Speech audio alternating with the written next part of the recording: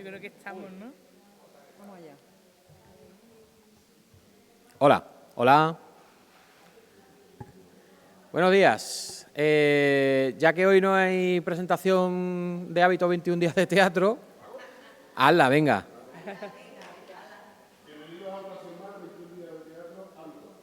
Bien, vale. Ahí. Bueno, muchísimas gracias por acudir hoy a la llamada de Hábito 21 días de teatro de la Asociación Cultural Taetro para esta segunda sesión de las terceras jornadas de teatro mínimo y otras grandes pequeñeces. ¡Chan, chan! ¡Ay, que se me ha ido! No, ahora. Hoy, la verdad es que estoy... bueno, muchísimas gracias a todos por asistir. Hoy estoy muy contento porque yo creo que estamos haciendo algo que hace evolucionar a estas jornadas, ¿no? La primera edición nos quedó muy bonita, con muchísimas ponencias sobre qué era el teatro mínimo, los lenguajes, los personajes, el proceso de elaboración. El año pasado también tuvimos aquí un maravilloso encuentro entre dos certámenes de teatro mínimo, como son el dramaturgo José Moreno Arenas de Albolote y el nuestro. Y también indagamos un poquito más en el lenguaje del teatro mínimo. Ayer César López Llera, maestro, nos regaló un precioso acercamiento a su teatro, que está pues ahí jalonado también por los premios más importantes que ha ganado, indudablemente, que son el certamen de teatro mínimo en tres ocasiones, y la verdad es que descubrimos un poquito más de ese lenguaje que es tan nuestro. Y hoy estoy contento porque hoy hacemos dos cosas, que es enlazar dos de mis grandes pasiones, probablemente las dos más grandes, que son el cine y el teatro. Bueno, y el comer también, ya lo sé. El cine y el teatro. Y más contento aún porque, veréis, en los estatutos fundacionales de Taetro hay una cosa muy importante que parece que pasa de largo, pero que para mí es siempre muy importante, y es que dice, no sé en qué punto, que Taetro siempre está abierto a la colaboración con otras entidades de Chiclana y de su provincia. Y yo creo que desde que estoy yo en Taetro es algo que se ha hecho prácticamente algo del día a día, ¿no? El colaborar con otras compañías teatrales, y no solamente compañías teatrales, sino también con diversas delegaciones del Ayuntamiento de Chiclana, con otras asociaciones, con otros colectivos. Aquí hay representación por ejemplo, de Amucodis, a los que queremos mucho. Os lo pasasteis bien ayer, ¿no? Y la verdad es que para nosotros es un orgullo, ¿no? Que Taetro sea una entidad abierta que pueda tener estos lazos de colaboración. Y hoy estrechamos unos lazos de colaboración con Generama, con el Festival de Cine Hecho por Mujeres, que creo que es un orgullo para Chiclana. 3 ediciones ya, ¿no? Estamos ya preparando la cuarta, y yo la verdad es que este encuentro ha surgido un poquito de la improvisación, del té, de nuestro gusto por el té y la improvisación, algo tan teatral, porque yo es algo que tenía pensado, pero probablemente no para este año, pero gracias a la intermediación de Gary, y que un día nos encontramos en la estación del té, espacio publicitario, nos encontramos con Oliva allí, pues, pues mira, pues aquí está Oliva, venga, pues podemos hablar, Ay, se ha ido, perdón. Gracias, delegada. Ay. Pues gracias a esa intermediación pues pudimos montar el acto que vamos a disfrutar de hoy, que no es más ni menos que ese encuentro entre dos lenguajes que tienen, creo que son hermanos y que tienen muchísimo en común, como son el corto cinematográfico, que tenemos aquí hoy fantásticas representantes de este arte, con el corto teatral. Ayer vimos corto teatral, bueno, algunos más cortos que otros. La vida de Brian, hoy tengo la vida de Brian. Pero bueno, corto teatral, que tuvimos ayer pues el gusto de presenciar. Y nada, que eso. Qué malo soy a esta hora de la mañana. Bueno, sin más quiero presentar, ¿vale? A las personas que me acompañan. Yo, como siempre, me traigo mis guiones aquí y mis cosas, pero probablemente no los vaya a seguir. Pero bueno, hoy tenemos en este encuentro con el corto cinematográfico, con el cine y con el teatro, a 3 amigas, a 3 fantásticas representantes del arte cinematográfico, chiclaneras, porque bueno, Oliva, aunque no haya nacido aquí, pero eres chiclanera de pura cepa ya. Claro, eso es, efectivamente. Ahí estamos. Pues empezando por allí, tenemos a Lucía Aragón, queridísima amiga, la hemos visto crecer, ¿eh? Lucía me mandó un pedazo de currículum pero que me da cosa leer porque me va a dejar mi currículum a la altura del betún. Con lo cual nadie puede ensombrecerme, así que no lo voy a leer. No, algo diremos. Lucía, yo, y hablando ya desde el corazón y desde la amistad, que nos conocemos desde hace muchos años ya, desde que ella era joven y yo también. Y Lucía, pues, a mí me gusta denominarla como una agitadora cultural, porque se ha metido en muchos fregados. Le encanta el teatro, le gusta el teatro, ha estado siempre apoyándonos en teatro, ha estado apoyándonos en Mucha Mierda Radio, que ha acudido muchas veces a nuestro programa. Y se ha revelado como una grandísima comunicadora, como una grandísima documentalista y como una magnífica cortometrajista. Y ahora vamos a ver algunas cositas también tuyas.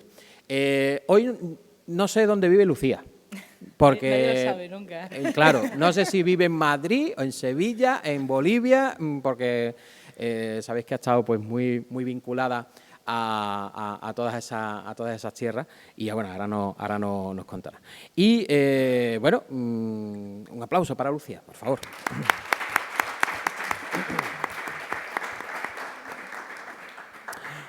Oliva Costa, que todos la conocéis como, bueno, la responsable de que Generama esté... Buenos días. Pueden sentarse, pueden sentarse. La responsable de que Generama esté en Chiclana, tenga esta sede en Chiclana, y que tengamos la suerte de disfrutar de este festival hecho por mujeres en nuestra tierra, pues tenía cierto reparo a estar aquí. Porque Oliva me decía, pero si yo temas de corto en realidad no soy, ¿no? Soy más de largo documental, etcétera. Pero bueno, tu visión siempre va a ser positiva y siempre va a ser pues enriquecedora para todo lo que podamos compartir hoy aquí, ¿eh?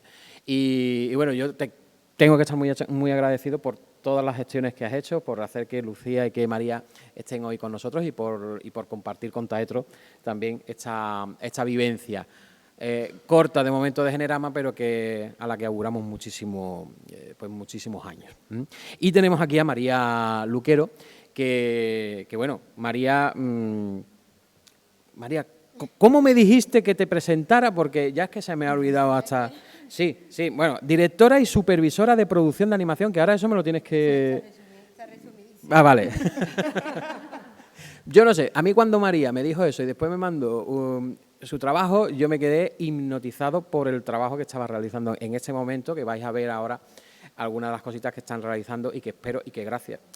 Vamos a rezar a los productores, Lucía, vamos a rezar a los productores para que ese trabajo pueda ver la luz, porque es una maravilla y ahora vais a ver una cosa. Pues eso, María Luquero también, otro talento chiclanero, a la que yo no tenía el gusto de conocer, ni ella a mí, cosa rara, porque, claro, pero a mí se me conoce, María. Tú tienes que leer Diario de Cádiz, el Viva Chiclana y eso para enterarte de quién soy yo, ¿eh?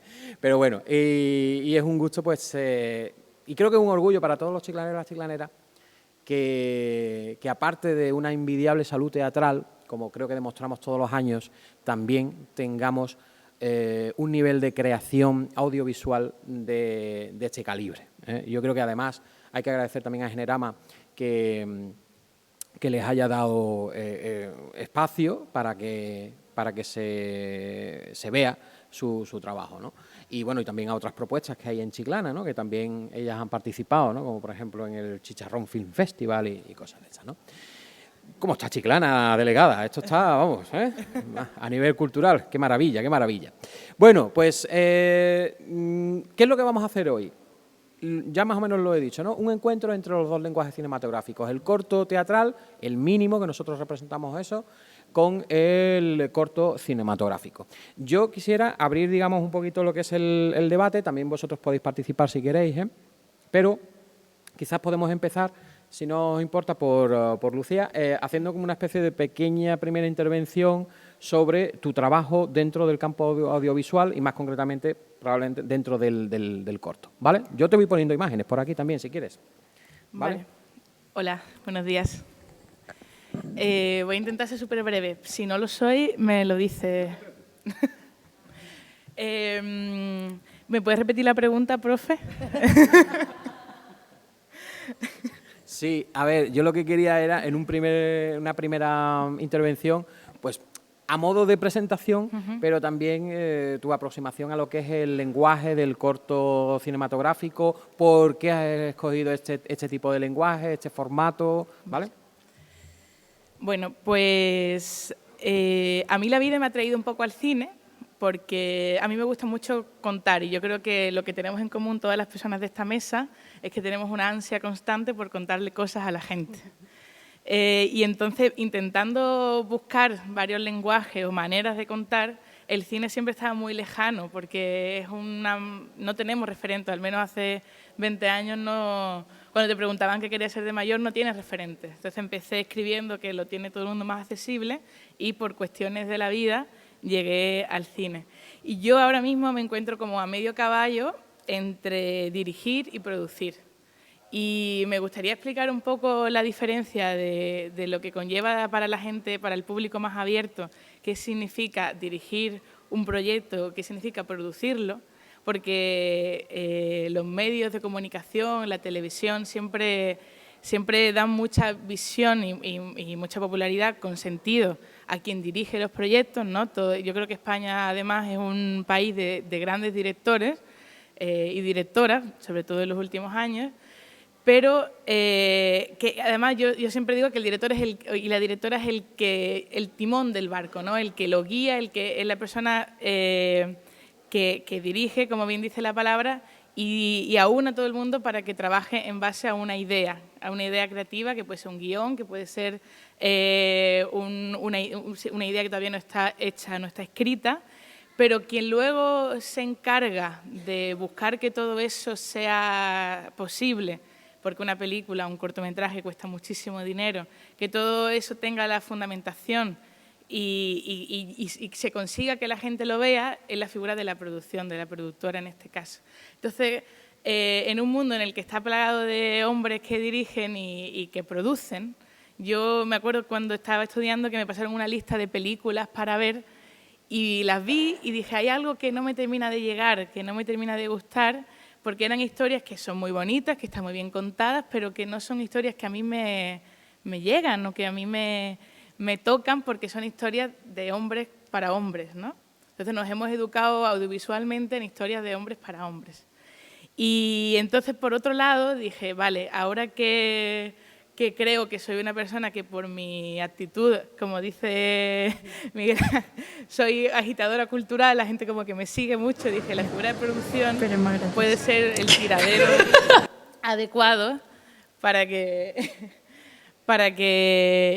busquemos los recursos para hacer las historias que o yo quiero hacer o la gente en la que creo quiere hacer y no puede. Entonces, creo que además la figura de la producción aúna mucho el concepto de cine, que es 50 personas trabajando como mínimo para que algo salga y por eso me dedico un poco a eso. Y luego, ¿por qué el cortometraje? Primero, porque es más barato en general, pero no quiero hacer un alegato a que hacemos cortos porque es más barato, porque hay cortos primero carísimos y luego que requieren muchísima logística, pero porque hay historias que son breves y yo siempre pienso que si queremos contar historias breves, ¿por qué vamos a obligarnos a escribir algo muy largo? Lo hacemos corto porque la historia es corta. Entonces, creo que por ahí me puedo quedar. Esa última frase que has dicho de por qué vamos a contar algo de forma larga si lo podemos contar con... esa es la base del mínimo teatral, ¿no? Nosotros en el teatro pensamos eso, el mínimo sirve para contar algo muy directo, muy concreto y con un lenguaje pues eso, muy pegado a la realidad social. Me salto a Oliva, y que ahora te daré la palabra, y María, lo tuyo también es formato corto, pero tirando más a la animación. Ahí hay un lenguaje también propio, ¿no? Sí. Bueno, cuento un poco sobre mí porque creo que no me conocéis.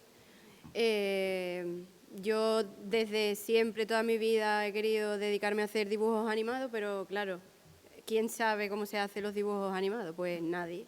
Entonces, intentar encontrar el camino ha sido mi misión durante todos estos años. Bueno, comencé trabajando en videojuegos como diseñadora de escenarios y de personajes. Ahí me di cuenta que el síndrome del impostor no me dejaba trabajar en arte, pero quería seguir en este mundo y entonces busqué otro lugar. Y el lugar fue producción, pero no la producción que hace Lucía, sino la producción de, digamos, de los equipos, ¿no? Coordinar los equipos cada departamento. Y ahí pues fui encontrando mi lugar, porque fui viendo todos los procesos que hay dentro de la animación y no sé, la vida poco a poco me llevó a ser creadora, que creo que era lo que quería desde un principio. Entonces trabajé en videojuegos y tras esto empecé a trabajar en Pocoyo, en la serie de animación, y ahí estuve muchos años. Y cuando el director vio, yo seguía haciendo arte por mi cuenta, porque como laboralmente mi síndrome del impostor no me lo permitía, pues lo hacía a escondidas. Y cuando el director de la serie de Pocoyo vio lo que hacía, me dijo que era un poco delito, que estuviera en producción y que tendría que crear. Y a partir de ahí, pues empecé poco a poco a empezar a soltar lo que había dentro, empezar a mostrar. Y es como empecé mi trayectoria con esto que estáis viendo aquí, que es mi primera serie. Creo que he empezado desde lo más grande a lo más pequeño. Él dice que es un formato de corto, bueno, son 26 cortos, porque son 26 episodios. Entonces, pues bueno, estoy ahí ahora mismo empezando el episodio piloto, pero es una carrera de fondo porque llevo ya casi 5 años desde que empecé a desarrollarlo. Y bueno, creo que por lo menos lo estoy consiguiendo dedicarme a los dibujos. Bueno, llevo ya muchos años dedicándome a los dibujos animados y nada, ahora mismo creo que tendremos que relacionarlo con el teatro mínimo y creo que hay muchas similitudes que debatiremos. Y bueno, ahora mismo vivo en Chiclana, que llevo muchos años fuera, y estoy encantada de que me inviten a estas cosas para que también se vea que hay animación por el mundo, dentro del cine. Sí. Oliva, tu campo también es el documental, pero dentro del documental también hay un formato corto. También me gustaría, bueno, aparte que te presentes un poquito y eso, que nos hablara en torno a las temáticas de cómo se abordan, dependiendo de si es formato largo o formato corto dentro del género documental. Bueno, como siempre contestaré lo que me parece importante transmitir hoy. Lo primero para mí es la emoción de sentarme aquí con Lucía y con María y deciros que gracias a que tenemos este festival de cine realizado por mujeres en Chiclana, tenemos la posibilidad de coger toda la luz y poner el foco en las creadoras, en este pueblo, en esta ciudad, que tenemos muchas cosas en común y yo creo que también me gustaría mucho hablar de lo que tenemos en común dentro de lo que es el tema escénico, ¿no? Pero acaba de decir María algo que es fundamental, que es esta sensación de no pertenecer. Tanto es así que María, que es creadora, lo primero que tiene que hacer es crearse a sí misma y necesita una escena. Básicamente, igual que Lucía, y igual que me pasó a mí cuando yo empecé, que una empieza, en mi caso, por el periodismo, por el documental, y en ese campo quiere apartarse de la realidad un poco de lo que es el formato periodístico y poder crear. Y yo me acuerdo en Documentos TV que empezaba y que le decía a Pedro Erquicia que yo quería hacer algo menos periodístico, que quería introducir la creatividad dentro del lenguaje documental, ¿no? Pero al final, después de un periplo muy grande, que no es el caso ahora detallar, yo me he centrado en el activismo político, entendido como yo lo entiendo, que es desde lo personal, ¿no? Lo personal es político, lo teatral es político, lo hablaba con César antes de empezar, lo audiovisual es político. ¿Y qué es político? Político simplemente es cambiar las cosas para que vivamos mejor, ¿no? Lo que tú haces desde tu campo político ya más en sí mismo dicho, pero nosotras y nosotras tres queremos cambiar las cosas, no nos gustan las cosas como están. María está haciendo una obra dirigida a la infancia, en donde está hablando de la inteligencia emocional, ¿no? Es tan importante lo que está haciendo y lo que va a hacer en el futuro que tenemos que inventar esos espacios para que se conozca, ¿no? Y muy importante también para que las niñas y los niños vean que pueden ser lo que es María, lo que es Lucía, lo que soy yo, lo que es Miguel, ¿no? Porque ya lo decía Lucía al principio, y mucho más en mi generación, que yo tengo 63 años. Nosotras, las mujeres de nuestra generación, hemos crecido, y fíjate que Lucía, que tiene ¿cuántos? 27. 27, ha dicho lo mismo que puedo decir yo, y por medio va una dictadura. O sea, que a mí me han educado en un colegio de monjas, ahí está mi madre, que lo puede luego decir que no soy de Chiclana, pero tengo aquí a mi madre sentada y todo, vamos. Nací en Madrid porque ellos se fueron a vivir a Madrid a trabajar, que aquí no había en ese momento posibilidades, ¿no? Y allí nací yo. A ver, que me voy a perder. Tenemos en común con la brecha generacional lo mismo. Ella no ha tenido referentes. María, que tiene ¿cuántos? 30. 30. Tampoco ha tenido referentes para decir yo quiero ser creadora, se lo ha tenido que inventar. Y bueno, no os cuento yo, vosotras muchas que estáis aquí, muchos también estáis más cercanos a mi generación y sabéis que hemos visto, es que lo ha dicho ella con su edad, que hemos visto en el cine, hemos visto y también en el teatro, porque ahora hablaremos del teatro, que yo como tengo la memoria peor, me lo he traído escrito, pero no quiero dejar de contároslo, ¿no? Cómo están las cosas en el teatro. Pues no, teníamos protagonistas femeninas con las que poder identificarnos. No podíamos ver la aventura de vivir representada en nuestro sexo. Veíamos que los protagonistas eran ellos y se producía ahí una situación absolutamente perversa que era, que la he vivido yo, que es que tú jugabas a lo que veías en las películas, pero no querías ser ella, tú querías ser él, porque él es el que vivía la aventura. Tú no querías ser esa a la que había que ayudarla para hacer todo, para cruzar un charco, y solamente tenía que esperar a que viniera el príncipe a salvarla porque ella no se podía salvar sola, ¿no? Entonces, qué perverso, ¿no? Decir, bueno, y por no hablar de lo que hemos visto en el teatro, porque el teatro no es ajeno a todo esto. Los protagonistas, las protagonistas que hemos visto en el teatro no hemos sido nosotras, aunque por supuesto hay muchas importantes excepciones, ¿no? Pero cuando hemos dicho qué queremos ser en la vida, ¿a quién nos queremos parecer? Nosotras no teníamos a quién.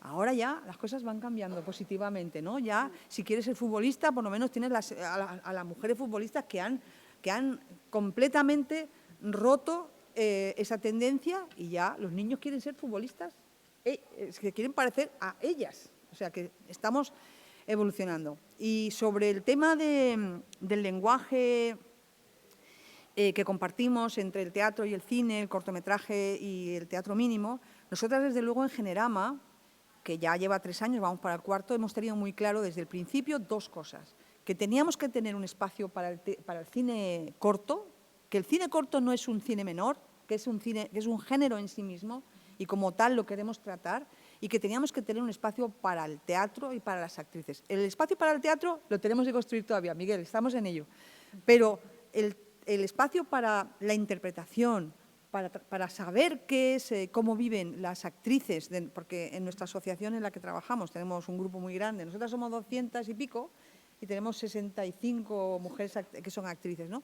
Llevamos ya 2 años haciendo un espacio muy concreto de trabajo con las mujeres de la interpretación, ¿no? Voy a parar aquí y luego, si queréis, os voy a contar qué es lo que está pasando en el teatro, porque no es no es nada que no... O sea que, a ver, que qué maravilla que celebremos el Día del Teatro y el 27 es el día, tal, pero celebrar también es tomar conciencia. Y eso es lo que yo creo que quiero aportar hoy. Yo digo conmemorar, pero bueno, O conmemorar. conmemorar, porque a veces es cierto que hay poco que celebrar, ¿no? Y en el teatro, pues, como arte paupérrimo, que es, pues, muchas veces hay poquita cosa que celebrar, ¿no? Bueno, vamos a entrar un poquito también en materia, porque dentro de lo que es el formato corto, tanto en el teatro mínimo, muchos de los que estamos aquí pues conocemos ese lenguaje, ¿no? Porque lo trabajamos prácticamente a diario, pero vosotras que estáis desde el punto de vista del cine, a mí me gustaría ver sobre todo algo que para nosotros los teatreros es el A, B y C, que es aquello del principio, nudo, desenlace. Muchas veces nosotros tratamos de subvertir ese orden, pero a veces en un formato tan pequeño nos cuesta llegar a donde queremos. En el formato cinematográfico, corto cinematográfico, ¿cómo lleváis ese asunto de subvertir normas o directamente vais al principio, nudo, desenlace, como toda la vida de Dios? A ver, Dale, María. Venga. Yo hablo desde el campo de la animación, que también es un poco diferente porque al final, claro, al final el cortometraje, yo no he hecho ningún cortometraje de animación, pero bueno, estoy muy rodeada de amigos y creadores.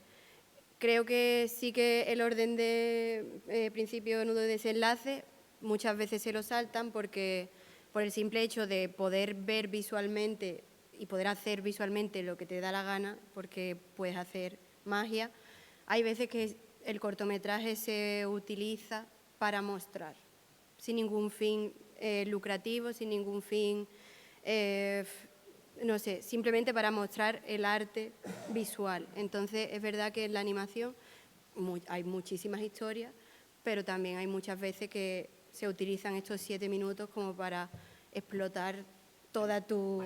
Claro, una libertad y una explotación de explotar la creatividad y todo lo que seas capaz de hacer. Y al final, quizás no es una historia escrita, pero visualmente vas a encontrar algo que le podrás dar tu significado. O sea que creo que también es interesante saltarse esas normas algunas veces. Sí. Yo lo llevo fatal, la verdad. Porque a mí me gusta que la gente tenga un encuentro con una película, o con yo quiero llamar a los cortometrajes películas porque lo son, y yo creo que ya hemos superado la fase de inicio, nudo y desenlace. Creo que nos acercamos a una película para pasar un buen rato o para que nos llame la atención o para que nos emocione de cualquier manera, más allá de lo que nos están contando. O creo que deberíamos entender el cine como una experiencia con uno mismo, viendo algo que nos emociona. Y creo que tuve una primera experiencia documental con una muy buena amiga mía, que fue muy difícil, porque yo quería bueno, cuando intentas acercarte a un corto documental de creación, que es una manera de contar en la que te dejas llevar mucho por la persona que te está regalando un trocito de su historia, yo quería que fuera como un acercamiento a una vida, a una historia muy pequeñita, que luego se puede hacer muy grande, que ves en una persona cómo te está regalando algo que a lo mejor no sabes si quiere hacerlo y de repente te lo está contando porque eres tú, porque has creado un vínculo con la persona que se te abre, ¿no?, a contarlo. Yo quería que fuera un documental que dijera, bueno, como si te has tomado un café conmigo y la historia nunca termina porque sabes que te puedes tomar otro. Entonces te sientas, ves un trocito de vida de alguien, te quedas con todas las preguntas que el cine debe hacer y luego ya te las respondes en tu casa si te apetece. Así es como yo veo las artes, así como yo creo que debe ser el cine. El público que de momento en España tenemos para eso es muy reducido y es un poco la lucha y es la realidad a la que tenemos que enfrentarnos. Puedes poner, si quieres, el otro trocito que te he mandado, que es un poco en lo que estoy intentando trabajar ahora, que son historias un poco más cerradas, pero que igual te hace muchas preguntas. Mi madre, que es la primera persona que suele ver las cosas y que me hace el filtro de gran público, no ha entendido ni el primero ni este. Entonces, estamos en ello. Pero es un camino de creo que si las nuevas generaciones seguimos haciendo ese inicio, nudo y desenlace tal y como nos lo han contado, no estamos aportando mucho. Estamos repitiendo praxis que cuentan la misma manera de contar las cosas. Prácticamente todas las historias están contadas ya. Yo creo que la manera que tenemos de innovar de verdad es en cómo las contamos. Tenemos aquí a Bárbara, que ha hecho un trabajo excelente de narradoras andaluzas, creo que lo maravilloso que tienen es la innovación en su manera de contar, desde hace, que pensamos que ahora es nuevo, pero llevan haciéndolo 50, 60 años. Entonces, dentro de lo que cabe, el cine es algo bastante nuevo en la historia de las personas. Creo que nos queda todavía mucho para que eduquemos al espectador en nuevas maneras de exponerse, y aunque al principio sea extraño o aburrido, porque puede ser duro de ver, tú terminas la película y dices, pues no me han dado una solución clara de lo que ha pasado. Pero igual ya la gente está cada vez más acostumbrada a ver esas cosas. Sí, yo creo también que es un poco trabajo de los creadores a los que nos nace contar historias, ¿no? Porque yo, por ejemplo, ahora en mi serie estoy, hasta ahora he estado trabajando sola, pero sola todo el tema del desarrollo, pero ahora tenemos una guionista que me está ayudando a desarrollar los episodios. Y creo que también hay un problema en la formación, porque cuando te educan a escribir con inicio, nudo y desenlace, te cuesta tanto salirte de ahí, que yo como creadora quiero contar otras historias, y cuando propongo mis ideas a la guionista ya piensa, no, porque es que en la televisión lo que busca son este tipo de historias. Claro, y yo quiero contar, yo le digo, por ejemplo, un episodio sobre la alegría, ¿no? Quiero que sean ellos viviendo momentos de alegría. Sí, María, pero es que tiene que pasar algo, es que tiene que empezar con algo y acabar con algo. Y yo, que no, que quiero 7 minutos de momentos de alegría. Claro, ¿qué pasa? Que eso es experimentar una historia que a lo mejor un niño no está acostumbrado a ver. Y ya si es difícil en el público adulto, pues imagínate. Demasiado al niño, claro, en este caso. pero no lo creo, simplemente es que estaban acostumbrados a cierto tipo de cosas que igual hay que empezar a cambiarlas, claro. Pues yo, nosotras en el ámbito del documental, claro, como hemos partido de unas estructuras tan rígidas de la narración, ¿no?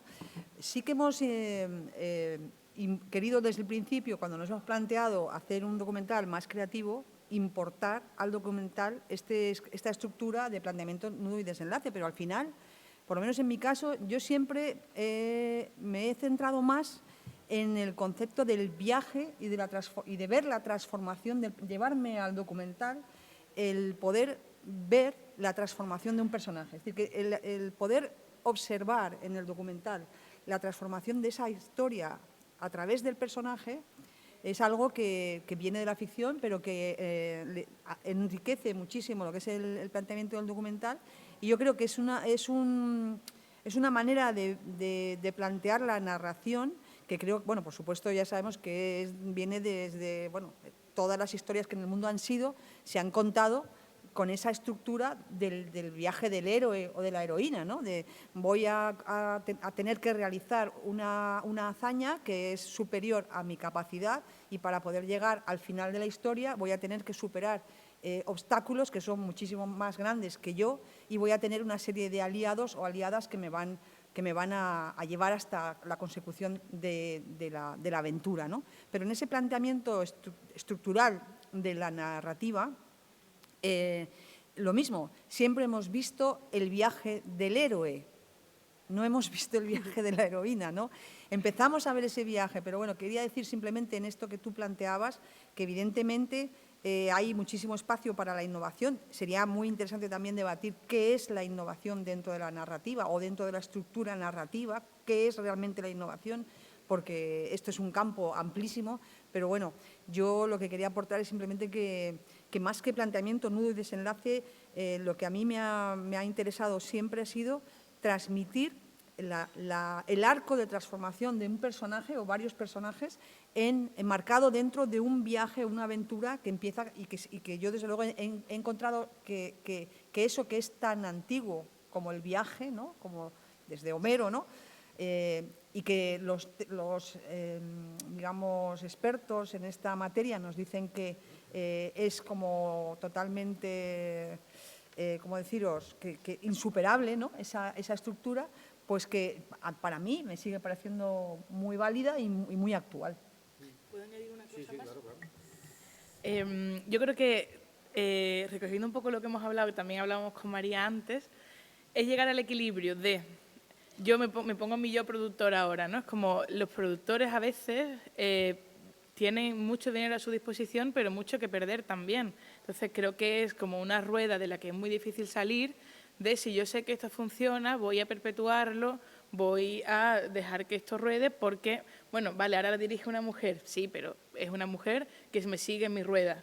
Cuando hay alguien como María que dice, sí, yo soy una mujer con mi idea, pero es que también me quiero salir de esta manera de producir o de contar, ahí está donde se mete, ¿no?, el palo en la rueda y ya no marcha, y el productor, la productora dice, un momento, que es que a lo mejor esto no me funciona, quiero arriesgar o no. Entonces ya no es solo que las mujeres cuenten sus historias, sino cómo la están contando o qué historias están contando también. Queremos historias como las de María, sin ánimo de ser egocéntrica, como las que a lo mejor yo quiero apostar también. Que ya no solo somos mujeres creando, sino creando de una manera un poco distinta, y lo que queremos es que gente, pues como María dice, quiero pelear con los productores para que crean en que estas maneras también funcionan. Yo creo que esa es la batalla, que vayamos poco a poco teniendo oportunidades de hacerle creer a la gente que hay otras maneras de contar y que igual también van a tener su público.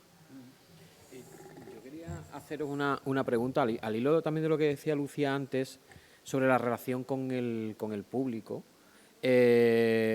Claro, yo cuando, por ejemplo, dirijo Teatro Mínimo y, por ejemplo, las personas que han trabajado conmigo, Antonio, en este caso, que es el más reciente en nuestra última obra, yo siempre le repito lo mismo a mis actores, y es que el público tiene que participar de lo que está viendo en el escenario. Tiene que ser partícipe, tiene que ser actor, en el sentido etimológico de la palabra, y tiene que llevarse a su casa sus propias respuestas y sus propias preguntas, probablemente más preguntas que respuestas. En el cine, fuera parte de lo que es el cine comercial, en el cine tenemos que dejarle ese pozo a los espectadores, ese pozo de yo me tengo que responder estas preguntas. Bueno, yo creo que sí. Es verdad que yo puedo hablaros de mi experiencia, y mi público es muy pequeño. Entonces, yo creo que es súper importante, muy inteligente, pero ese público para mí creo que es uno de los públicos más complicados, porque ¿quién se mete dentro de la cabeza de un niño? ¿Quién sabe cómo habla un niño? ¿Qué preguntas se hace? Entonces, yo siempre que hablo del proyecto que estoy creando, pienso y digo, si hay algo que me acuerdo de mi infancia es de los dibujos animados que veía, pero creo que no me enseñaron nada. Entonces a mí me encantaba porque era ocio y diversión verlo, pero como se quedan esas historias tan adentro y tú lo recuerdas las canciones, recuerdas todo, mi idea sí que es que ese mensaje, o sea, que el público se quede con esas preguntas o esas respuestas, ¿no? Mi público tiene un poco menos de cabeza, pero sí es la idea. Bueno, un poco menos, yo creo que tiene mucha cabeza, la verdad. Sí, pero bueno, que la verdad que están empezando a utilizarla. Sí, eso sí. Bueno, yo creo que como todas y todos somos público. Entonces, yo creo que como nos gusta a nosotras que nos traten, es como tenemos que tratar. Y nos gusta que nos traten como personas, como público adulto que sabe lo que sabe discernir lo que le están diciendo, y evidentemente sí que es verdad que hay muchos géneros dentro del cine, ¿no? Y muchos de ellos son como packs cerrados que todas las respuestas van dentro, ¿no? Pero hay una inmensidad de autores y autoras que que evidentemente lo que queremos es que la gente piense con nosotras y se responda con nosotras y nos quedemos, cuando acabe la película, mucho tiempo. O sea, yo creo que una película te deje pensando, que una película te deje, que tú recuerdes esa película al paso del tiempo, digas, me acuerdo de la experiencia que yo viví aquel día, ¿no? Eso realmente es lo que buscamos. Porque la mayoría de las películas hoy en día te olvidas a las pocas horas de que las has visto, no te queda nada. Y eso es precisamente porque no te ha dejado ninguna pregunta en la cabeza, no te ha incomodado. Yo creo que el arte en general te tiene que incomodar, porque la incomodidad, como decía Barceló, es alimento para la creación. Entonces, si estamos tan cómodas viendo esa narración, no nos hace movernos en el asiento, pues a lo mejor no nos aporta tampoco nada, ¿no? Sobre lo que decía antes María, quería apuntar, y también lo ha dicho Lucía, ¿no? Siempre nos vienen con esto de ya sabéis lo que quiere el público, ¿no? Y yo creo que no saben los que deciden, que la mayoría, ahora no me voy a ir sin decir los datos, la mayoría de los que deciden no somos nosotras, realmente no saben lo que quiere el público. Claro. Porque, por ejemplo, hemos estado aquí en Generama los años anteriores hablando mucho del tema del edadismo, ¿no? Que las actrices y los actores, a los actores no les pasa igual esto. O sea, es decir, yo quiero compartir con vosotros, que es importante tener una mirada de género sobre todo lo que hagamos. Y en el caso del teatro también, ¿no? En el caso del cine lo intentamos desde nuestra asociación y desde Generama, ¿no? Y entonces a las mujeres de la interpretación les pasa que a partir de una edad, yo creo que ya desde los 40, 45 años, no las llaman, o las llaman para una serie de papeles que son muy estereotipados y donde ellas no pueden poner en valor, porque claro, todas y todos, aparte de que cuando se tienen 30 años como María, ya vienen con el talento puesto, pero cuando tengan 60, imaginaros multiplicar eso, ¿no? Pero se nos supone a las personas más mayores que tenemos, y en el caso de las actrices, que tienen ya una trayectoria, un bagaje y un talento, que es el momento de compartir. Pues es el momento que es cuando menos las llaman, ¿no? Y porque no hay suficientes papeles escritos para mujeres de una determinada edad. Y entonces dicen, no, es que el público no les interesa las historias de las mujeres mayores, como a lo mejor pueden decir, no les interesa las historias de los niños y las niñas, ¿no? Pero es que realmente no se estudia de una manera, digamos, estadística, qué es lo que quiere el público.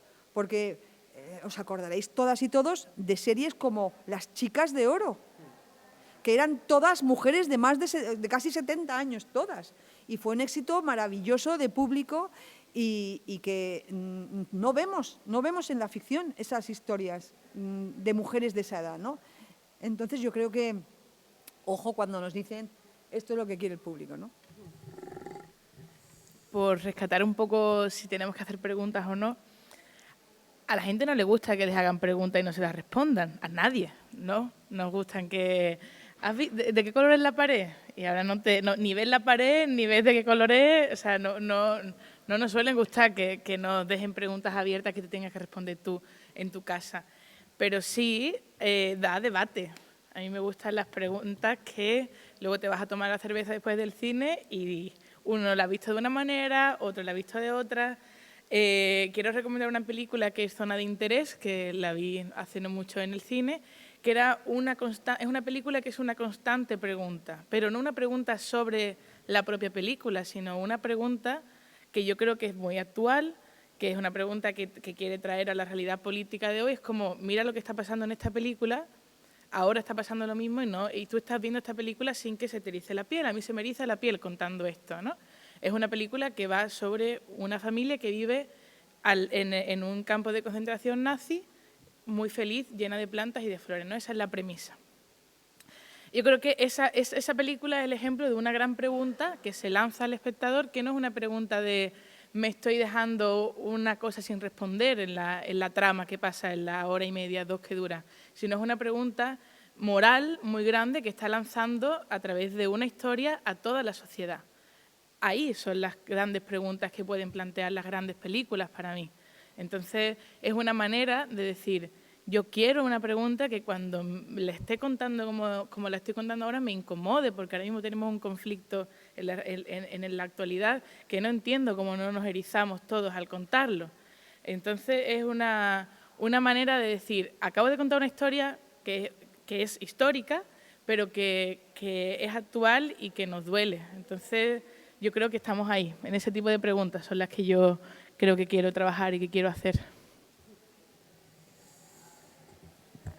Ahora podéis preguntar vosotros también, yo también quiero hablar de los personajes. Y pongo en contexto también en nuestro trabajo dentro del teatro mínimo, porque bueno, muchas veces sí es cierto que es sorpresivo que te encuentras con textos maravillosos en el que prácticamente en unas cuantas líneas ya te hablan de la psique del personaje, de cómo es ese personaje, y prácticamente conoces ya su proceso hasta llegar al momento en el que se desata digamos, la trama, ¿no?, de esa obra. ¿Cómo caracterizáis vosotras dentro del lenguaje cinematográfico a los personajes? En tu caso, María, yo supongo que tiene que ser una de las partes fundamentales de vuestro trabajo, ¿no? ¿Y qué complicaciones podéis llegar a tener para ello? Pues digamos que en animación es muy difícil, o sea, es la parte más difícil. En mi serie en concreto, mi serie es una serie de personajes, o sea, no hay una premisa, cada episodio es diferente. Y entonces es muy complejo porque al final cuando tú estás trabajando con actores ya tienes a una persona aquí, pero cuando tú estás haciendo animación tienes que crear todo de cero, tanto físicamente como internamente. Entonces tienes que darle todas y cada una de las características que pueda tener ese personaje. Entonces, para mí es la parte que más me gusta de empezar a construir una personalidad. Pero claro, esto es súper complejo porque si es un solo personaje puedes hacerlo como quieras, pero si son tres, como en mi caso, tienes que hacer que los tres tengan ciertas características que puedan generar historias entre ellos, que sean personalidades que, no sé, que puedan darte un poco, ¿no? Entonces no te vale cualquier persona, o sea, cualquier personaje. Y no sé, o sea, es como jugar a ser un poco Dios y hacer lo que quieras y crear. Voy a poner a un personaje claro, un poco más malo. claro, ¿no? O sea, claro. Y decir, pues está guay, porque por ejemplo, mira, justo este personaje que aparece aquí es un poco, va a su aire. Entonces me parece una idea bonita porque es como los niños, de verdad. Hay muchos niños que un día se despiertan y están súper felices y son súper amables y al día siguiente no quieren hacer nada y no hay problema. Entonces está bien también que puedas crear este tipo de personajes y representarlo de la manera que te dé la gana, ¿sabes? Yo quiero que vean estos referentes, pues los puedes crear. ¿Tú creas personajes para que tu público se vea reflejado en algunos de ellos? Sí, mira, esto es algo que siempre cuento también. Cuando empecé con la serie, a todo el mundo le enamoraron los personajes. El diseño de personajes le parecía súper bonito a todo el mundo. Y cuando íbamos avanzando, mis productores empezaron a tener miedo, porque ellos también se habían enamorado de los personajes, pero claro, cuando empezaron, ellos siempre han hecho películas de adultos, es la primera vez que hacen una serie de niños, y cuando empezaron a analizar otro tipo de series, vieron que los niños solo ven y se sienten reflejados cuando las historias están contadas por humanos o animales. Y estos no son ni humanos ni animales, pero yo lo hice conscientemente porque al final yo quiero hablar de emociones, entonces quiero que los niños se vean reflejados en ellos, pero no por el físico, sino por el interior. Claro. Entonces mi idea de que los personajes sean abstractos es por eso. Entonces sí que quiero que se vean reflejados en sus historias y en sus personalidades, pero es exactamente en eso, en el interior y no en el exterior. Espero conseguirlo. Bueno, no sé si lo ha dicho, pero la serie de María se llama Titán Tofu, que si entráis en Google ya podéis ver ahí algunas cosas, ¿no? Sí. Ya tenemos ahí entrevistas, algún tráiler, sí. ¿no? Sí, o sea, la serie se ha movido, ahora mismo está en desarrollo, pero se ha movido por todo el mundo. O sea, este año seleccionada en el festival más importante de animación, que seleccionaban 9 proyectos de todo el mundo y entre 500 proyectos seleccionaron el mío. Entonces es bonito también ver que en todo el mundo la gente lo está aceptando, ¿no? Entonces... Es que es muy importante explicar bien lo que estáis haciendo, lo que estamos haciendo, que a veces nos pasa que no lo hacemos del todo, ¿no? También decir que tu productora, claro, Chelo Loureiro, ¿quién es Chelo Loureiro? Cuéntales. Sí, yo estoy súper contenta, tengo, o sea, 2 productores detrás de la serie. ¿Cuántos ha ganado ya Chelo Loureiro? Creo que 5. Bueno, mis productores son 2, son Chelo Loureiro y Iván Miñambre. Ellos 2, yo me siento súper agradecida de estar con ellos porque al final los elegí y ellos me eligieron a mí, porque suelen hacer contenido que dejan libertad a los creadores, ¿no? Que es lo que estábamos diciendo. Y entonces apuestan por proyectos un poco más diferentes. Entonces tengo mucha suerte porque estoy pudiendo conseguir mucha visibilidad a través de ellos, porque ellos tienen una carrera muy importante. Acaban de estar en el Festival de San Sebastián con El sueño de la sultana, en los Goya. Que hay que decir que es la primera vez que en la sección oficial de San Sebastián tenemos una película de animación de una animadora española de San Sebastián y de una productora que es la misma productora que el Titán Tofu de María. O sea que a veces no nos ponemos la medalla que nos tenemos que poner. No, a mí se me olvida siempre. De verdad, acordaros de la cara de María, por favor, porque... Eso no puede ser y es una cosa endémica, por lo menos entre las compañeras, ¿verdad? Sí, la verdad es que esto es una cosa que a mí... O sea, obviamente lo tengo que decir con orgullo, porque es un orgullo, pero siempre como que te da vergüenza, ¿no? No sé si has hecho algo que llevamos las mujeres, pero la primera vez también que presenté mi proyecto al público, que todavía no había teaser ni había nada, estaba en una mentoría de guión de CIMA, que es una organización de mujeres en el cine, y ellas me dijeron, cuando hice la prueba de la presentación, me dijeron: María, ¿y por qué no dices que has trabajado en Pocoyo? Y le digo, porque, ¿para qué voy a decir? Digo, no me parece importante. O sea, no es que no sea importante, sino que tampoco quiero que la gente diga, ha trabajado en Pocoyo y por eso está haciendo esto. Me dijeron, pero es que esa eres tú, es que es tu carrera y tienes que decirlo. Entonces, como que hay veces que digo, es que me da vergüenza, porque tampoco quiero que ahora me encasillen por eso, ¿sabes? Pero bueno, creo que es muy importante, o sea, para mí es... Pocoyo lo tengo tatuado, o sea, pero bueno... ¿Tú ibas a decir algo, Lucía? ¿No? Sobre el tema de los personajes. Sobre el tema de los personajes. Sí. ¿Te iba a decir algo de los personajes? Creo que sí. ¿A mí? No.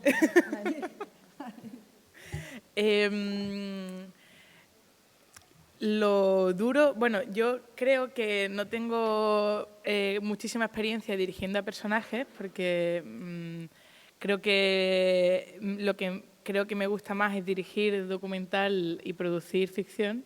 Creo que hay personajes también. Pero justamente iba a decir que creo que lo único que podemos hacer las directoras de documental es dejar que la gente te cuente lo que le apetezca contar y ya luego te calentarás la cabeza en cómo montas todo eso, ¿no? Porque el documental, que no pasa con ficción, el peso de cómo te quieres pelear con la persona que te ha regalado su historia y con cómo la quieres contar para que se entienda esa historia y no tergiverse de más lo que te ha contado, es en cómo se lo muestras a la gente. Por eso tiene que tener cierta coherencia a la hora de cortas, pegas. Yo creo que tú le digas a la gente, cuéntame esto, para que luego te monte bien, es hacerlo mal.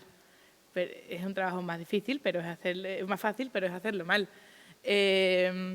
Yo creo que la suerte que tenemos es que el documental no tiene esa rigidez que tiene la ficción, que tú tienes que seguir una serie de cosas escritas y luego tienes que filmarlo tal como está, pero luego te tienes que parar a ver cómo, con todas las charlas que has tenido con la gente o con todos los recursos, que los recursos son imágenes que tú grabas para que luego te ayuden a contar la historia, ¿cómo haces eso para que luego tenga una lógica en la historia? Eso por la parte de documental, que yo creo que es dejarle libertad a los personajes, a las personas que participan en la historia que tú quieres contar.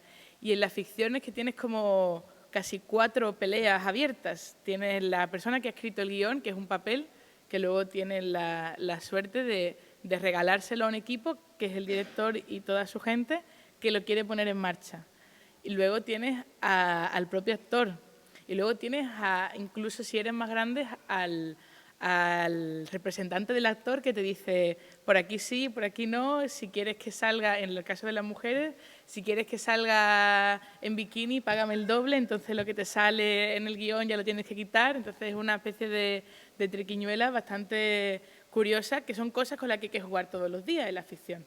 Porque ahora mismo estamos con un proyecto que hay una persona que sale, una mujer que sale desnuda. Ahora, no sé si lo sabéis, que hay 2 chicas potentísimas que son coordinadoras de intimidad, que es un mundo laboral que se acaba de abrir, que son gente que defiende, sobre todo a las mujeres, con cómo salen en la pantalla.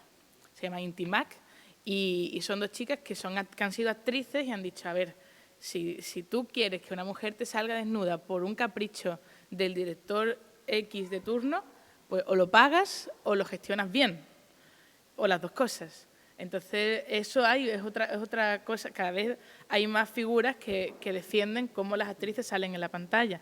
Es un factor más que una persona que está en el rodaje y te está diciendo, cuidado, que esto no está contratado. Entonces, porque muchas veces, y ha habido millones de ejemplos que podemos ver en la historia de violaciones en pantalla, que de repente el director diga, oye, ¿por qué no te abres un botón más de la camisa? Y hay una figura dentro del rodaje que te dice, un momento, esto... Aquí estoy yo para defender que eso no estaba así. Y porque de repente está un actor, que son personas súper vulnerables en un rodaje, porque están rodeados de... Tú ves en la pantalla como hay una persona llorando, pero es que tiene a 50 alrededor, con cámaras, con luces, con tal. Y entonces la persona cuando le dices, te puedes quitar un botón, ¿qué va a decir? Pues sí, me lo quito porque no quiero interrumpir todo esto que está aquí. Entonces, son figuras que están surgiendo y que tienen que ver con cómo los propios actores y actrices trabajan sus personajes. Eso.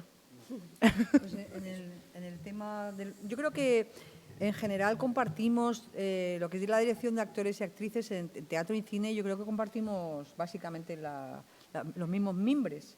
Lo que pasa que después, evidentemente, las diferencias que pueda haber están claras, que son el tema del tiempo y del lenguaje audiovisual, ¿no?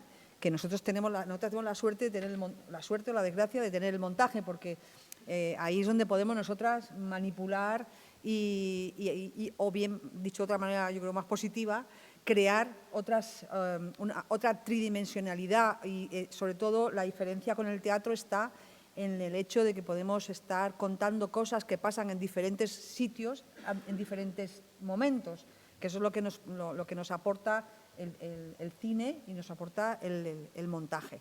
Y lo que no tenemos y nunca vamos a tener es lo que tiene evidentemente el teatro, que es la fuente de la que bebemos, obviamente, narrativamente, que es la magia del momento único y que no se va a volver a repetir en escena y que se produce allí delante del espectador, y que, bueno, pues que es un momento que es imposible que nosotras en cine podamos conseguir.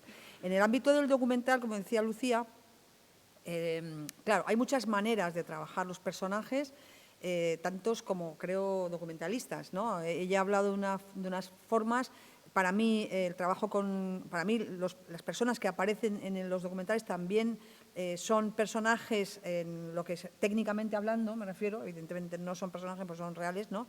Pero técnicamente hablando sí, y en el momento del montaje, pues claro que sí, los trabajamos, o por lo menos yo los trabajo con por ejemplo, haciendo, como hice yo en Las Constituyentes, en mi largometraje documental, un relato coral que te permite, puedes hacerlo a través del montaje y puedes abarcar un hecho, por ejemplo, un hecho histórico contado con muchas voces de una manera, pues, bueno, pues eso, coral, ¿no? Entonces, yo creo que es muy interesante esta posibilidad, ¿no?, de compartir. Ojalá pudiéramos hacer más veces estas mesas o debates o encuentros, porque yo creo que esta transfusión entre el teatro y el cine es fundamental para el cine. O sea, el cine yo creo que necesita beber del teatro Y yo supongo, porque no soy una experta, pero supongo que el teatro también ha bebido mucho de lo cinematográfico y se ha impregnado de lo cinematográfico actualmente, ¿no? Y que esa especie de mestizaje entre ambos géneros está produciendo una innovación muy interesante para el público, que yo no sabría técnicamente explicar, pero intuyo claramente que tiene que ser así. Es cierto que en estos libros que tenéis aquí, podéis ojear, hay muchísimo lenguaje cinematográfico, muchos de ellos, y bueno, los que estamos en Taetro lo sabemos al habernos leído todas estas obras, vemos ahí pues postulados del cine muy claros, ¿no? Que luego, bueno, pues ayudan o no ayudan, dependiendo de la idea que uno tenga, a montar luego pues tu propia idea de ese montaje. Te tomo la palabra, Oliva, porque yo creo que tenemos que seguir indagando en compartir lenguajes. Se nos acaba el tiempo ya. A mí me gustaría, no sé si... ¿Qué? No, Ay, yo, Oliva, es verdad. Que yo o sea, a ver, Oliva, saca el cuaderno y venga. No, yo quiero decir, lo que yo quería decir hoy aquí es lo que realmente tenemos más en común el teatro y el cine, que es la invisibilidad de las mujeres creadoras. Quiero decir que, evidentemente, según los datos del informe de aplicación de la Ley de Igualdad en la cultura, que cada cierto tiempo publica el Ministerio de Cultura, lo que tenemos es lo que vivimos es el drama de la dramaturgia, como dicen ellos, ¿no? Porque tenemos un techo de cristal que realmente es compartido entre el cine y el teatro. Es decir, bueno, a lo mejor alrededor del 25 de noviembre, que es el Día de la Violencia, ¿no?, contra la Mujer, o el 8 de marzo, vemos más obras, ¿no? Pero solo el 35% de las obras que se registran en el registro de propiedad intelectual están firmadas por mujeres, solo el 35%. Luego, en los puestos directivos, no en lo que es la interpretación, porque en el ámbito de la interpretación las mujeres somos el 44%, pero en los puestos directivos escénicos es terrible, somos entre el 4 y el 18% las mujeres. Entonces, si seguimos a ese ritmo, vamos a estar en igualdad en la narración escénica, teatral, pues no sé, en el siglo que viene, porque, bueno, es tremendo los datos. Por no hablar de la brecha salarial, que las actrices y las mujeres en el ámbito del teatro es de un 21,5%, ¿no? En resumen, en la autoría, entre un 4 y un 18%. En la dirección, un 25% aproximadamente. Solamente hay que ver el caso del certamen en el que nos encontramos. Que yo quisiera saber, hemos leído que recibís unos 100 y pico obras cada vez, pero, por ejemplo, el año pasado, de 10 obras premiadas, teníamos, según lo que veo aquí, una, que me parece que es la del certamen juvenil, que decíais que... O sea, tuvimos... O sea, yo quiero nombrar, porque nombrar es muy importante, igual que hemos nombrado a María Luquero y a Lucía Aragón, hay que hablar de Yasmín Tobón, que ganó con La chica del árbol el certamen juvenil Javier García Teba, y hay que nombrar a Yolanda Gutiérrez, Ana Díaz Velasco y Miriam Segura, que son las únicas 3 autoras entre las 10 premiadas en el 23º. Eso es. Y este es el 24º. Y este año habéis tenido 4 obras y las 4 son autores. Entonces, bueno, esto es lo que no podemos celebrar, pero está muy bien que seamos conscientes porque tenemos que trabajar. Hay que trabajar en cómo se arregla esto. Pero bueno, no solamente quiero decir esto sobre a las mujeres, sino también en general, porque este año hemos tenido el informe de la Asociación de Intérpretes que dice que, bueno, en general, actores y actrices ganan como mucho unos 18.000 euros al año. Ya es el 24% más que lo que ganan las actrices. Es decir, que las mujeres actrices, en general las actrices tienen que dedicarse a otras cosas y no pueden estar en este ámbito, ¿no? En fin, que el panorama es malo, pero bueno, tengo que decir una experiencia muy positiva, que creo que esto es lo que hay que apuntar, que es que en el teatro español, la directora, que es una mujer, Portaceli, nos dice que desde que ha decidido que la programación del Teatro Español va a ser paritaria, se ha aumentado en un 60% el público del Teatro Español. Eso es lo que hay que apuntar. Y bueno, pues aquí nosotras tres, en este ámbito del teatro, por favor, queremos decir que viva María Lejárraga, ¿no? Margarita Xirgu, Lola Blasco, María Velasco, Eva Guillermón, Lucía Miranda, Clara Gallo, etcétera, etcétera. O sea, que a verlas, haylas. Lo que pasa es que como quien decide que ese programa, en un porcentaje altísimo, son varones, no digo que lo hagan por mala fe, simplemente que cuando yo se lo digo a los chavales en los talleres, ¿qué se ve en la tele cuando el mando lo tiene papá? ¿Y qué se ve en la tele cuando el mando lo tiene mamá? No es lo mismo, para nada es lo mismo. Pues el mando, para que veamos cosas en igualdad, tiene que estar compartido al 50% o nada. Y ya para terminar, decir que esto también es muy importante, que es que el teatro y el cine vivimos de dinero público que pagamos en nuestros impuestos todos y todas.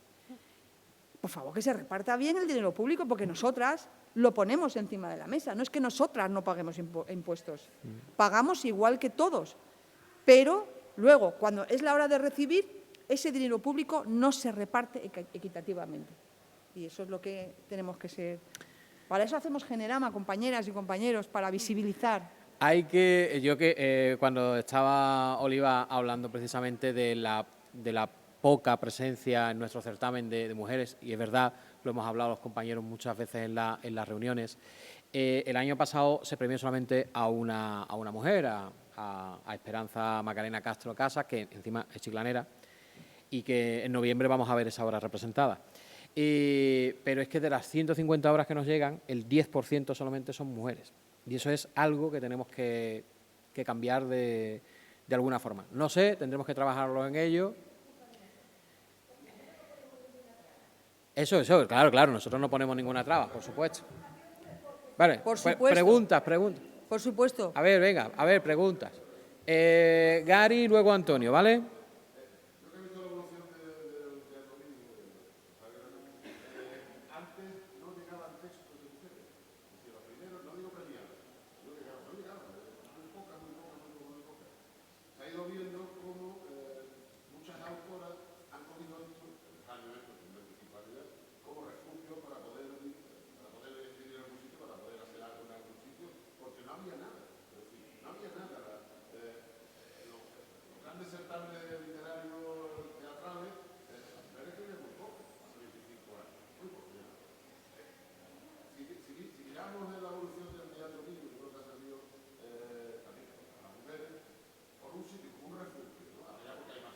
Igual que el cortometraje.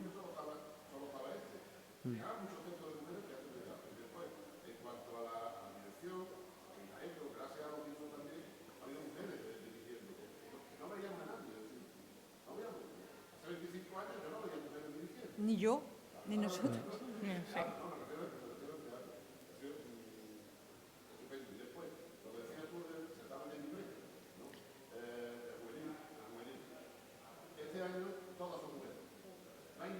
Igual pasa en los premios Goya en dirección Nobel. Sí.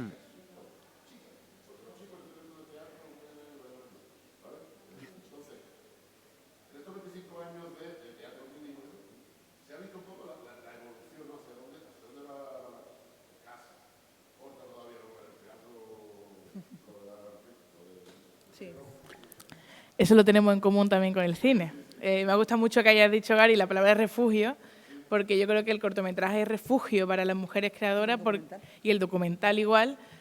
Son espacios más chiquititos que históricamente el que está reservado para las mujeres, espacios chiquititos donde no molesten mucho. Ahora ya están dejando de ser refugio y están empezando a ser visibles, ¿no?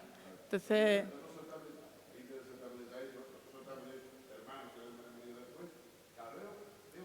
Sí.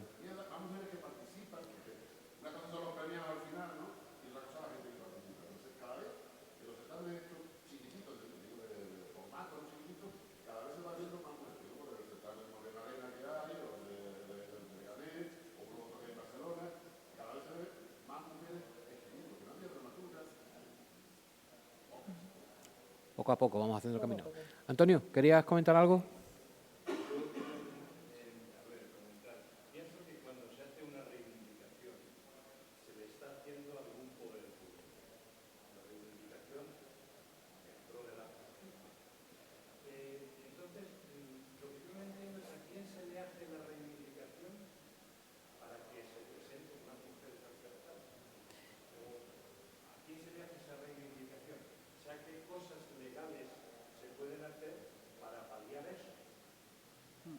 Bueno, en realidad es una reivindicación, pero lo que quería, yo lo he planteado como compartir, hacer una toma de conciencia, porque si somos muchas y muchos los que somos conscientes, tenemos mucha más capacidad de influir en muchas cosas, ¿no? Por ejemplo, nosotras, lo que hemos pedido, una cosa muy importante es el asociacionismo, para empezar.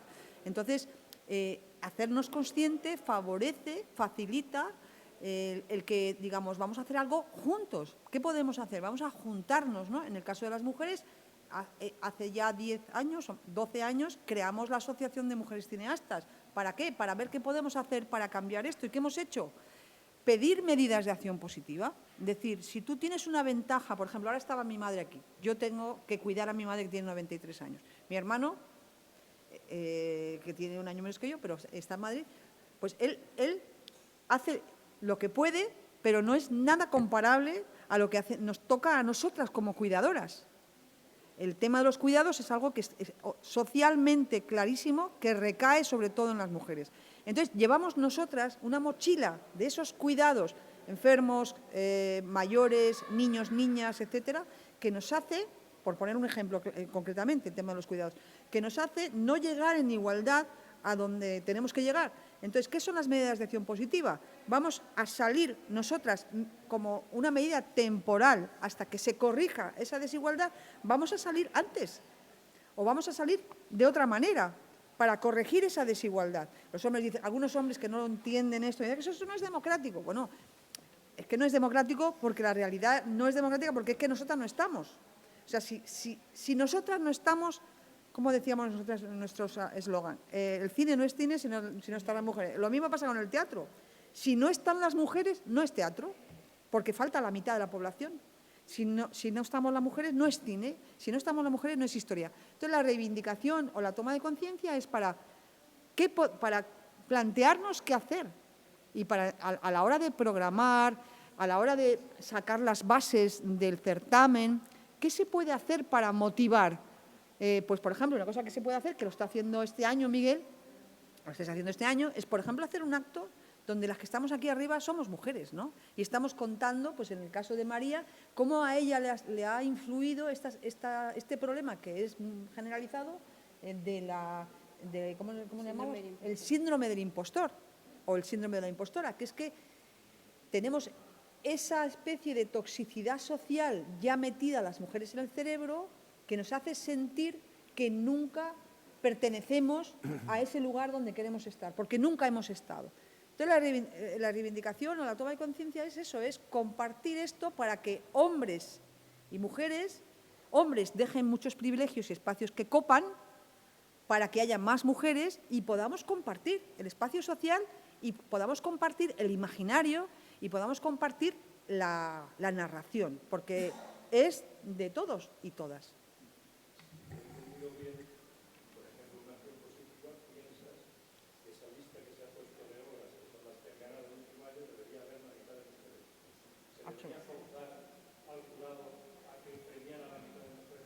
A ver, yo os digo que sí, claro. Bueno, es que lo dice la ley de igualdad, ya no claro. es una opinión nuestra. La ley de igualdad dice que tiene que ser 60-40. Y el Ministerio de Cultura dice que los jurados de todos los certámenes tienen que ser paritarios ya por ley. Es que las obras de las mujeres son peores, igual que son peores las de los hombres. Las mujeres tenemos derecho a hacer obras malas y a hacer obras buenas. Porque es injusto que las mujeres no estemos. De momento ni siquiera lo sabemos, Antonio, porque todavía no hemos llegado a que de las obras presentadas en teatro sean la mitad de mujeres y la mitad de hombres. Esa es la cuestión. Entonces,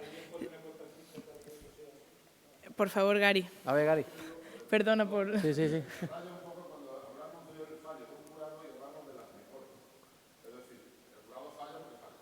Y no, a veces no son las mejores, claro.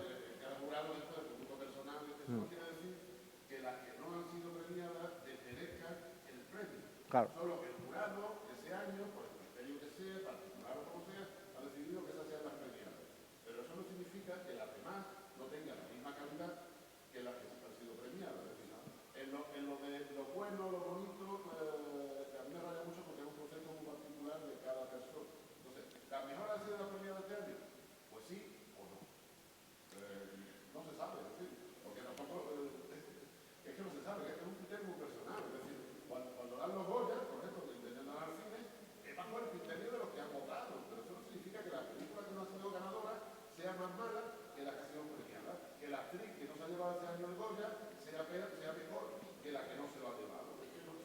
Mira, una cosa, Gary, hay un ejemplo muy claro que todo el mundo lo entiende, que son las cuotas en el fútbol español. Llegó un momento, yo no es que sepa mucho de fútbol, pero me venía muy bien el ejemplo para explicarlo. Llegó un momento en el fútbol español que si no se hacía algo, el fútbol español se llenaba de extranjeros, los equipos españoles. Si no hubiera habido una normativa que decía que tenía que haber una cuota de futbolistas españoles, el fútbol español, los equipos, se hubieran llenado, si los entrenadores o los clubs tienen la libertad de coger lo que les dé la gana, hubieran sido todos extranjeros. Y entonces se dijo que no, que tenía que haber una cuota, un cupo de futbolistas españoles y extranjeros para que no se produjera un desequilibrio. Esto ocurre en todo. Si es que las cuotas son democráticas, están en todos los sectores. Y lo que nosotros decimos es que tienen que estar en el audiovisual, en el teatro, en todo, hasta que se equilibre, No tienen que estar siempre, pero tenemos que ponerlas hasta que esto se equilibre. Sí, ¿hay alguna pregunta? A ver. Además que tenemos a la delegada de Igualdad también. César y Susana.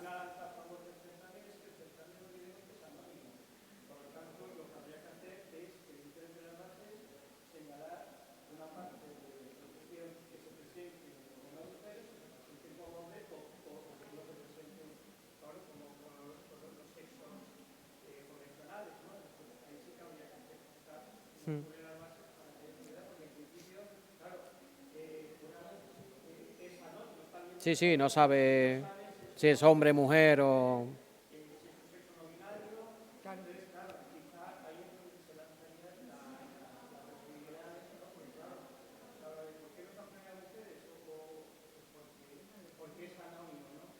Hombre, sí, sí, sí.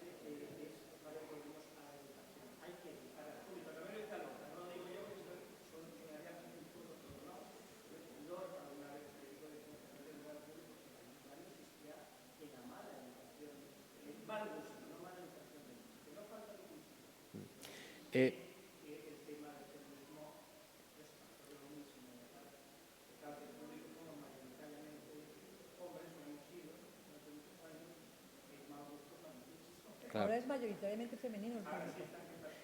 Que sobre el tema del certamen, y por concluir, porque si no podríamos eternizarnos, ahora te doy la palabra, Susana, hay que decir que el problema no es en el fallo del jurado, el problema es que no participan, porque de 150 obras, 15 son mujeres prácticamente. Y entonces ese es nuestro gran problema. Y lo que está claro es que las medidas que favorecen que las mujeres participen es una manera de decirles, este espacio también es para ti. Porque durante muchos años esos espacios no eran para nosotras. Igual que yo he dicho, no me he dedicado al cine con 15 años porque pensaba que eso no lo hacía gente como yo de Chiclana. Ahora, gente que puede ver que otras mujeres se han ganado o se han presentado, pueden decir, pues si ellas lo han hecho, yo también. Eso. Si una persona, como ha pasado este año, 2 personas trans han ganado premios, pueden decir, esto también es para mí. Es como maneras de comentarle a la gente, al gran público, que esos espacios, Antonio, también son para ellas. Porque hasta si no es el hábito y la costumbre, ¿por qué se llama esto ¿Por qué se llama hábito 21 días de teatro? Para que la gente sepa que yendo al teatro tienes más ganas de ir al teatro. Si tú no sabes que tienes que escribir porque no te dan la opción de que eso sea para ti, no tienes el hábito de escribir y de presentar. Ahí, querido, pues el sistema estructural en el que nos hemos criado las mujeres en este...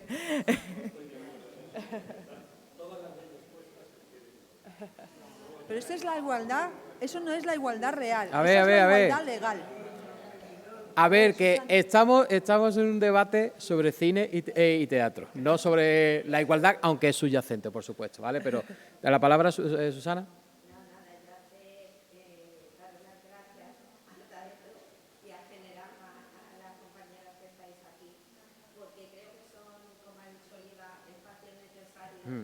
Para encontrar dos de las patas fundamentales de la cultura que tenemos en nuestro país y aquí en Chiclana también, y que estos espacios donde se visibiliza mejor, como el teatronismo siempre es más, como yo digo, son necesarios y deben hacerse. Creo que vamos a crear el hábito de que se hagan estos espacios más, porque bueno, surgen reflexiones como las que estamos viendo ahora mismo, en las que la problemática yo creo que es paralela y la realidad es paralela, y que, bueno, para reflexionar un poquito más por aquello de que he sido delegada de mujer, la igualdad es necesaria porque al final reflejamos y vemos como en dos ámbitos como es el audiovisual y el teatro, las historias también se cuentan de otra manera, y por ello nos enriquecemos todo el público. En los partidos políticos también nos pasa igual, las mujeres tenemos más presencia y hay que trabajar mucho. Nosotros también creamos, y lo sabe Dani, una red feminista en la que es necesario trabajar para que nuestros partidos también sean más igualitarios, porque los tiempos de conciliación y las realidades son diferentes para hacer política también, y que bueno, que nos queda mucho camino por hacer y una reflexión para todos para ir mejorando esta sociedad, para que al final pues la cultura, el teatro, el audiovisual, la política sea mucho más democrática. Así que ¿Quieres comentar algo? Sandra quería comentar algo ya para ir cerrando, que tengo que ir a hacer fotocopias.